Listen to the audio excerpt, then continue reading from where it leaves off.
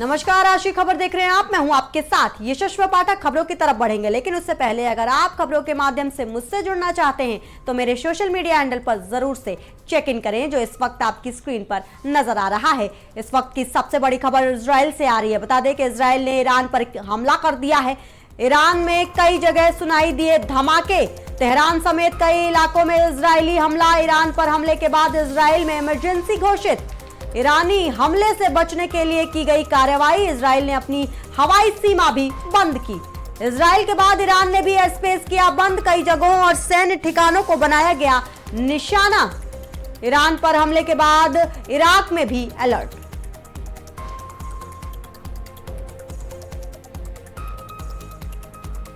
ये बड़ी खबर आपको बता रहे हैं। इजराइल के बाद ईरान ने भी एयर स्पेस बंद कर दिया है।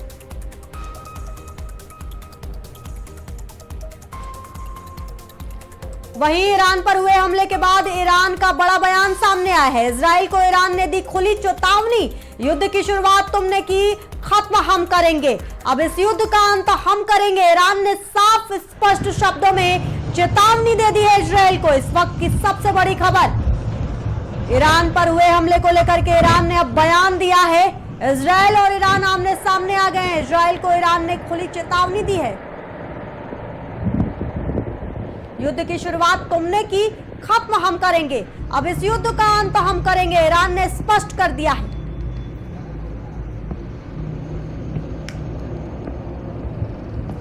ये बड़ी खबर आपको बता रहे हैं। ईरान पर हुए हमले के बाद ईरान का बड़ा बयान सामने आया है। बता दें आपको कि इजराइल ने ईरान में हमले किए थे, जिसके बाद अब ये स्पष्टीकरण और इसके साथ ही स्पष्ट भाषा में खुली चेतावनी ईरान ने दे दी है। इजराइल को ईरान ने खुली चेतावनी दी। उन्होंने कहा कि युद्ध की शुरुआत तुमने की, खत्म हम करेंगे। ये 3 तस्वीरें आपको इस वक्त दिखा रहे हैं। ईरान पर भीषण हमला, तेहरान में ताबड़तोड़ धमाके, निशाने पर खामनेई का आवाज। इस वक्त की बड़ी खबर, 3 तस्वीरें आपको दिखा रहे हैं। बता दें आपको कि राजधानी तेहरान में ताबड़तोड़ धमाके किए गए, जिसकी गूंज भी दूर तक सुनाई दी है। इस दौरान खामनेई के आवाज को निशाना भी बनाया गया है। धुएं का गुब्बार बता रहा है कि धमाका ताबड़तोड़ कितनी ज्यादा था, जिसकी गूंज भी लोगों को सुनाई दी है। इस दौरान बता दें कि यह स्पेस भी बंद कर दिया गया है। ईरान और इजराइल में सैन्य ठिकानों को निशाना बनाया गया है। ईरान ने चेतावनी भी दी है, युद्ध खत्म हम करेंगे, शुरू आपने किया था। ईरान पर इजराइल यूएसए का संयुक्त हमला। कई जगहों पर हमला, सैन्य ठिकानों को बनाया गया निशाना। इन 3 तस्वीरों के माध्यम से हम आपको समझाने की कोशिश कर रहे हैं कि आखिर पहले और फिर सिलसिलेवार ढंग से क्या कुछ हुआ है। पहले ईरान पर भीषण हमला किया गया, फिर तेहरान में ताबड़तोड़ धमाके देखने को मिले और उसके बाद खामनेई की आवाज को निशाना बनाया गया है।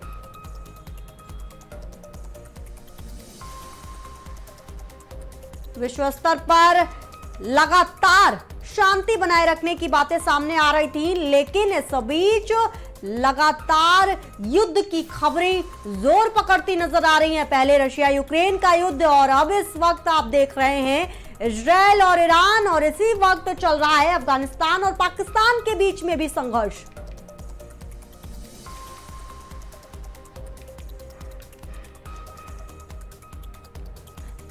हमारे साथ जानकारी साझा करने के लिए, चर्चा करने के लिए निपुण आलम मौजूद हैं, विदेशी जानकार हैं। निपुण, ये बड़ी खबर और पूरे विश्व पटल पर अगर देखें तो इस वक्त ईरान इजराइल आमने सामने एक खुली चेतावनी दी जा रही है। तस्वीरों के माध्यम से हम अपने दर्शकों को बता रहे हैं, खामनेई की आवाज को निशाना बनाया जाता है। दूसरी तरफ पाकिस्तान और अफगानिस्तान आमने सामने नजर आ रहे हैं। रशिया यूक्रेन का युद्ध लगातार विश्व देख ही रहा था। किस तरीके से आप लेते हैं, विश्व स्तर पर क्या संदेश देने की कोशिश की जा रही है देशों के माध्यम से? देखिए, हमारे विदेश मंत्री जी जयशंकर जी ने बहुत समय पहले कहा था कि दुनिया के जो संबंध हैं वो पहले से जटिल हैं, लेकिन अब जटिलता और अधिक बढ़ गई है। और जो उन्होंने कहा था वो दिख भी रहा है कि जिस प्रकार से ये कॉन्फ्लिक्ट लगातार बढ़ते जा रहे हैं, तो निश्चित रूप से क्या है कि विश्व के लिए ये क्योस का ही वातावरण है कि चारों ओर एक क्योस की कंडीशन है। यानी कि एक दुनिया करवट ले रही है, करवट में ये समझ में नहीं आ रहा है कि ऊंट किस करवट बैठेगा। और पीछे बैकग्राउंड में आप देखेंगे कहीं ना कहीं अमेरिका या चीन आपको दिखाई देंगे, दोनों एक दूसरे के सामने एक तरह से कह सकते हैं हम लोग मसल स्ट्रगल कर रहे हैं। और मसल स्ट्रगल में बेस बनाया जा रहा है और देशों को, चाहे वो ईरान के साथ कॉन्फ्लिक्ट की हम बात करें, पाकिस्तान अफगानिस्तान की बात करें, जी रशिया यूक्रेन वॉर की बात करें। जी निपुण, क्योंकि आपने अमेरिका का जिक्र किया है, आज ही सुबह डोनाल्ड ट्रंप का एक बयान आता है जिसमें वो ये कहते हैं कि पाकिस्तान से अच्छे संबंध हैं अमेरिका के, पाकिस्तान के पास अच्छा प्रधानमंत्री है, वो अच्छा कर रहे हैं, यानी कि खुला कहीं ना कहीं समर्थन पाकिस्तान को देते अमेरिका नजर आ रहे हैं। और क्योंकि अमेरिका का आपने जिक्र किया है, किस तरीके से आप देखते हैं अमेरिका का भी हस्तक्षेप, तमाम जो युद्ध नजर आ रहे हैं उसमें किस तरीके से उनका भी इन्वॉल्वमेंट सामने आ रहा है। ऑपरेशन सिंदूर होता है तो उसमें भी किस तरीके से अमेरिका घुसता नजर आता है। देखिए, अफगानिस्तान की जो लोकेशन है वो बहुत ही स्ट्रेटेजिकली इम्पोर्टेंट है और उसका एक एयरपोर्ट है जिसको कहीं ना कहीं एयरबेस जो है जिसको अमेरिका कब्जा करना चाहता है। अगर बात एयरपोर्ट की हम बात कर रहे हैं, अब उस जो एयरबेस को कंट्रोल करने के लिए वो पाकिस्तान को क्या कर रहा है, बेस बना रहा है कि इसी बीच में क्या होगा कि वो कोशिश करेगा अमेरिका कि उस पर कंट्रोल हो जाए। जी और देखिए पाकिस्तान निपुण इसमें एक बयान भी सामने आ गया है, अमेरिका का एक बयान सामने आया है इस हमले के बाद। उन्होंने कहा कि ईरान के सैन्य ठिकानों को निशाना बनाया गया है, ईरान में 30 जगहों पर हमला किया गया है, यानी कि गाहे बेगाहे कहानी अमेरिका से ही जुड़ती नजर आ रही है हर जगह से। जी, ईरान का भी यही था। देखिए पूरे हम देखें मिडिल ईस्ट के अंदर अगर कोई चैलेंज करने वाला है अमेरिका को तो केवल ईरान एक देश था, नहीं तो उसके अलावा बाकी सभी कंट्री एक न समय आकर अमेरिका के सामने नतमस्तक हो गए या अमेरिका के अम्ब्रेला में आ गए। ईरान ही चैलेंज कर रहा था और ईरान को लेकर ही इजराइल को लगता था कि जब तक ईरान बना रहेगा तब तक हमारी सिक्योरिटी जो है वो सुनिश्चित नहीं हो पाएगी। तो मैं ये मान के चल रहा हूँ कि इस पूरी उठापटक के पीछे जो ईरान और इजराइल के बीच में हो रही है, इसमें कहीं ना कहीं आपको देखने को मिलेगा तो अमेरिका ही इसके बैक में है, नहीं तो इजराइल अपने बूते जो है ईरान से उलझने वाला नहीं था। जी निपुण, अगर भारत के लिहाज से देखें तो किस तरीके से आप इन तमाम तरीकों को देखते भी हैं जो युद्ध स्तर पर लगातार अमेरिका सपोर्ट भी करता नजर आ रहा है। अभी ईरान में के खिलाफ भी उनकी बयानबाजी सामने आई, पाकिस्तान के समर्थन में बयानबाजी सामने आई डोनाल्ड ट्रंप की, भारत इसको कैसे देखेगा? देखिए, अगर हम भारत की बात करते हैं तो भारत का तो एक स्टैंड रहा है, Bharat stand with the peace, Bharat का स्टैंड पीस के साथ रहा है जी। लेकिन जिस प्रकार के कॉन्फ्लिक्ट बन रहे हैं उसमें भारत का इन्वॉल्वमेंट नहीं। हालांकि आप जानती होंगी कि पाकिस्तान ने खींचने का प्रयास किया है कि अफगानिस्तान को बैक कर रहा है तो वो भारत कर रहा है, जबकि भारत का इस तरह का कोई भूमिका नहीं। भारत तो केवल एक मंत्र लेके चल रहा है, 2047 विकसित भारत। तो ऐसे में भारत क्यों उलझेगा, ये बात समझ मेरे को आती नहीं है। और रही बात, देखिए ईरान के साथ में हमारे पुराने रिलेशन रहे हैं, अफगानिस्तान के साथ हमारे पुराने रिलेशन हैं। हाँ, ईरान के साथ ये जरूर है कि भारत ने हाल के दिनों में ईरान के साथ संघर्ष को देखते हुए कि कभी न कभी होना है, तो चाबार पोर्ट पर जो हमारे ऑपरेशंस थे उनको हमने क्या कर दिया है, कुछ समय के लिए सस्पेंड कर दिया है। वो इसीलिए किया ताकि क्या है कि किसी तरह के कॉन्फ्लिक्ट में हमें ना जाना पड़े, हमारा मतलब उसमें किसी तरह का ना रहे। तो मैं उसको इस अकॉर्डिंग देख रहा हूँ। तो मुझे लगता है कि भारत का इसमें किसी तरह का कोई भी इन्वॉल्वमेंट या भारत के अहित को लेकर भी नहीं है।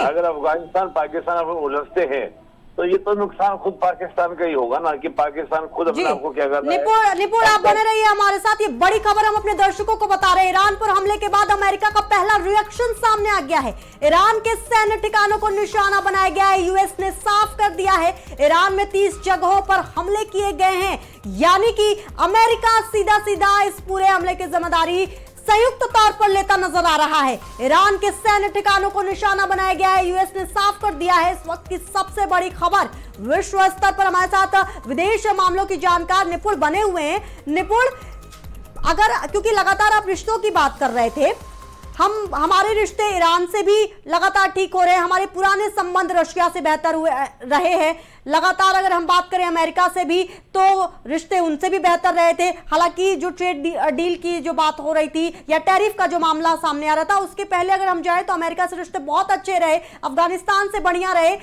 किस तरीके से आप देखते हैं अमेरिका का ये जो स्टैंड है, जो लगातार तमाम देशों के खिलाफ काम कर रहा है, तमाम देशों के साथ काम कर रहा है, पाकिस्तान का समर्थन करना और भारत को ये कहना कि तेल अगर वहां से खरीदा तो हम नहीं देंगे, या फिर रशिया से दोस्ती पर भी बहुत सारी बयानबाजी डोनाल्ड ट्रंप ने की थी। तो भारत इन कैसे समीकरण भी बैठाएगा, कैसे फिट किए जाएंगे इन प्यादों को? देखिए, एक सिंपल सा सिद्धांत है इंटरनेशनल पॉलिटिक्स का, गिव एंड टेक का जी। पाकिस्तान के पास ऐसा क्या है ये वो अमेरिका को दे दे? केवल अपनी जमीन को बेचने के अलावा, अपने रिसोर्सेज को अमेरिका को सौंपने के अलावा कुछ भी नहीं है पाकिस्तान के पास में। लेकिन भारत के पास में है बड़ी बार्गेनिंग पावर।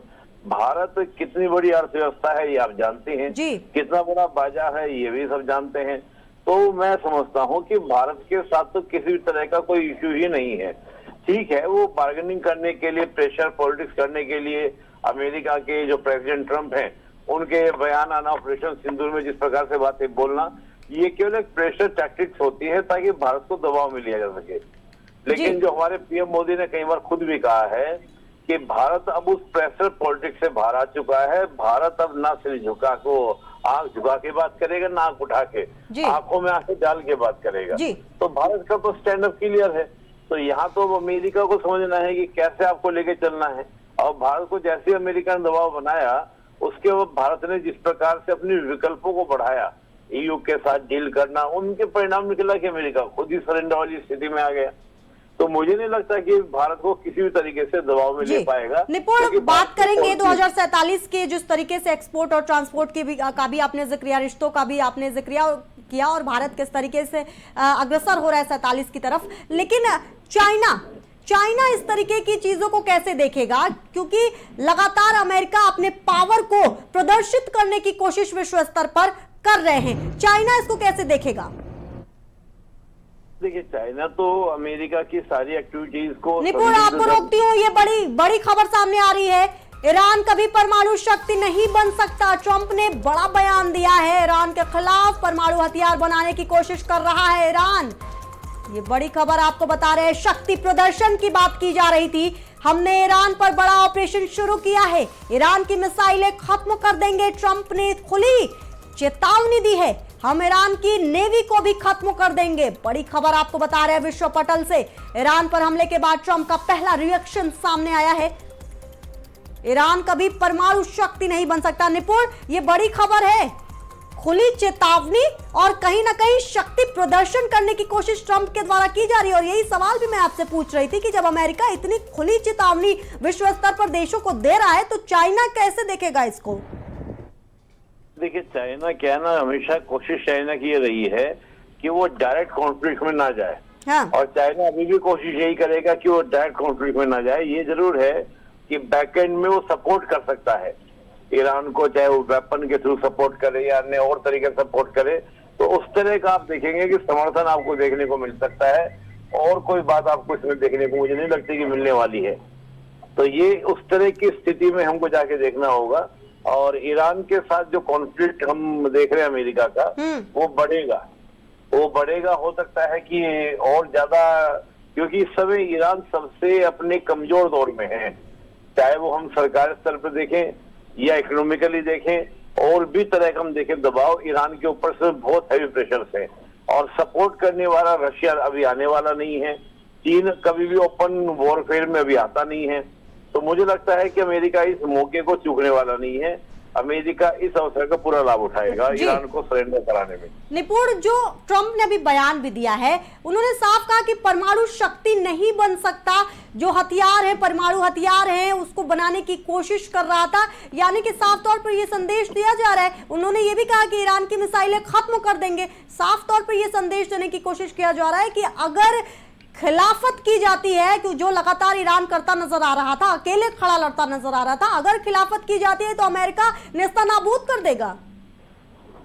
हाँ, देखिए, ईरान एटॉमिक वेपन बनाने की बात तो कभी ईरान ने स्वीकार नहीं की है।